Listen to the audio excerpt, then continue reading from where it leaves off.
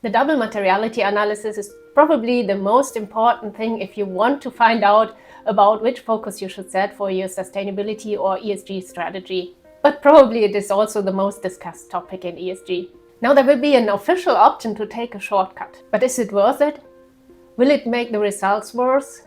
And how does it work anyhow? What does bottom up or top down even mean? Let's look into that. Bottom up is the old way of doing it. It means that you go through each of the subtopics in environment, social and governance, and you go into it subtopic by subtopic, and you look for impacts, risks and opportunities for each of those subtopics, which you then evaluate later. Top down, in contrast, means that you start from the top.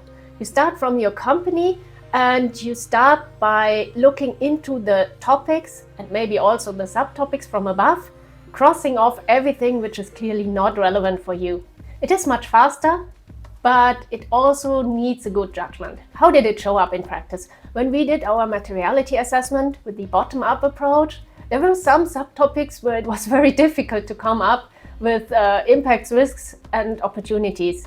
Sometimes it was not possible to even find those asking our stakeholders. So for those, it became pretty clear that probably those were not as important for our company. And it also showed when we evaluated those. Those were clearly not the focus topics. We could have saved much time for those by using the top-down approach.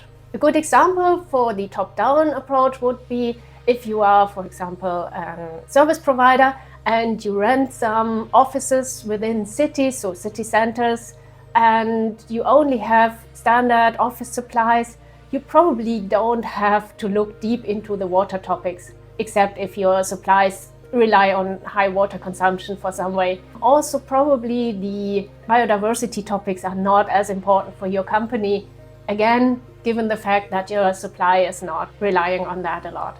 So a practical approach, in my opinion, could be to start with the top-down approach for your company first.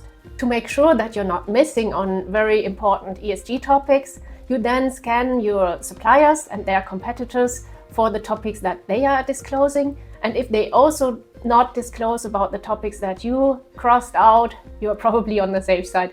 If they disclose about those topics, you should have a deeper look into it. Same goes for your customers. So I believe a good hybrid model with a surrounding industry check can work as well as a bottom-up approach.